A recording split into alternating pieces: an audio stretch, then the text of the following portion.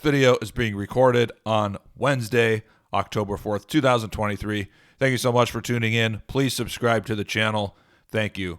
In this video, quite simply, I'm going to talk about gold leading real interest rates. Now, we know that the best indicator for the trend in gold and the gold price is real interest rates. The two are inversely correlated.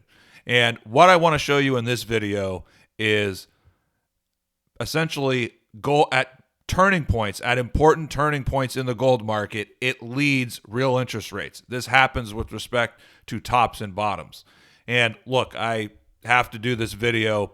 I've probably done something like this before in the past, but you see people on Twitter. I mean, I've seen it at least 3 or 4 times in the last week or so, of people posting these correlation charts where real interest rates have gone up a lot, but gold hasn't gone down that much. So, holy shit, this means gold should actually be at $1,000 an ounce or $1,200 an ounce. Okay, that's just, I guess in theory it might be correct, but when you look at the market and if you actually, people who follow gold in the gold market pretty closely just know that that's just false. And I'm going to show you why based on some recent history. So here we have the gold chart. This is a daily gold chart. At the bottom, we have the real 10-year yield, which is based on the TIPS market. Now, at some point years ago, PIMCO did a study looking at the trend in gold and the trend in various real interest rates. Now, years ago, I used to use the real 5-year yield and the real Fed funds rate as kind of an indicator for real interest rates. And those are fine. They're not bad. But what PIMCO found is that the real 10-year yield, that's actually the best indicator for gold. And so, there's a lot to take it in this one chart, but here are a couple of the most important things. So let's look at some significant peaks in gold. We have this peak in 2011, this peak in 2020, and you can see the corresponding bottoms in the real 10-year yield. So when you have a peak in gold, what that means is after that point, real interest rates should be going up like that. Now, so we're looking at market tops, not market bottoms. So these two market tops, what happened?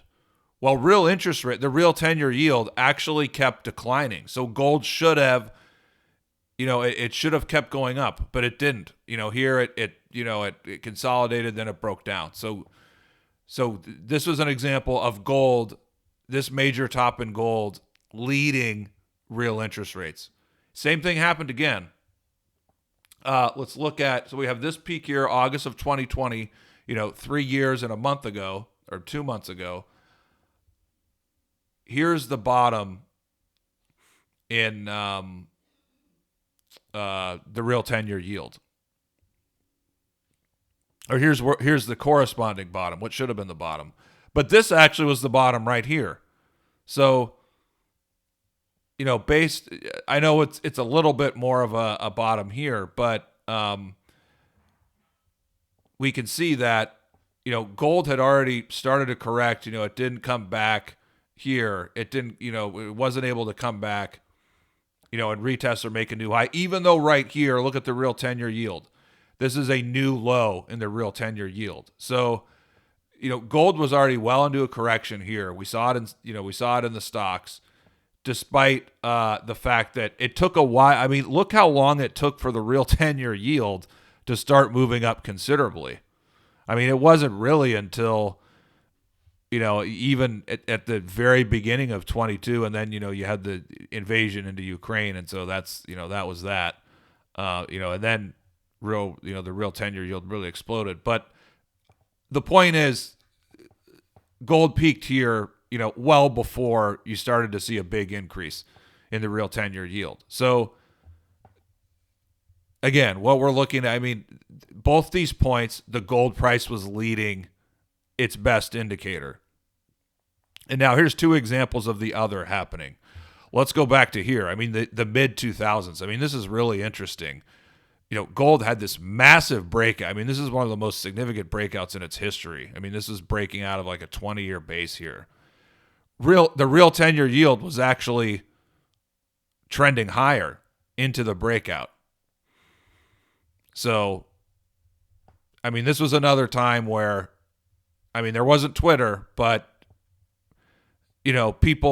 bears could be saying, oh, well, the real 10-year yield's going up, so gold can't break out. Gold should be going down. But, gold completely ignored that. So gold, again, you could say it was leading the indicator. It didn't start to go down until here, and then, it went down significantly in 2007. But, the market was sniffing this out ahead of time. And then also, this is another example. I mean, the 2018, this is a very significant bottom here. Look at the trend higher in the real 10-year. So here at the end of 2018, the real 10-year yield was at a 7-year high. So this had broken out. This was at a 7-year high. And given that, you would think that the gold price probably should be down here. So the same people, in 2018, they could be saying, oh, well, look at this. This is at a 7-year high. This is broken out. Gold's right here at, 1170 or wherever. Gold should actually be, based on gold should be down here at like 1,000 or 950. But again, the gold price was outperforming, where it should have been based on the real 10-year yield. And so, look what happened. Obviously, this is a major bottom here, even more significant than 2016, because this was a 2-year 85% move. So again, this was a turning, positive divergence with respect to the gold price against this indicator. And, because I've mentioned before earlier this year how well gold was holding up. I mean, you had the real 10, this was just surging. And obviously, we've seen the latest surge and, the dollar's going up. So, it's hard for gold to buck that. So gold's finally breaking. It broke down from this little consolidation. But, okay, look right here. This was a 2.25% increase in the real 10-year yield. Gold was down 30%. Now, based on that, look at from this bottom here all the way. We're closing in on, or we're getting close to where this could be almost a 4% move, and gold's only down 12% from its all-time high. So again, I'm showing you the history on both turning points, both bullish and bearish. They're telling you that gold leads at key turning.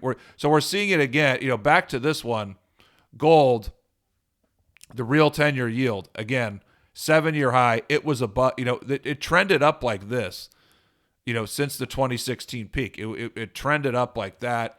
And, again, based on this indicator right here should have been around here. And so this was, gold had actually made a higher low here, despite the fact that, this was a higher high for the real 10-year yield. And so we're seeing potentially the same thing.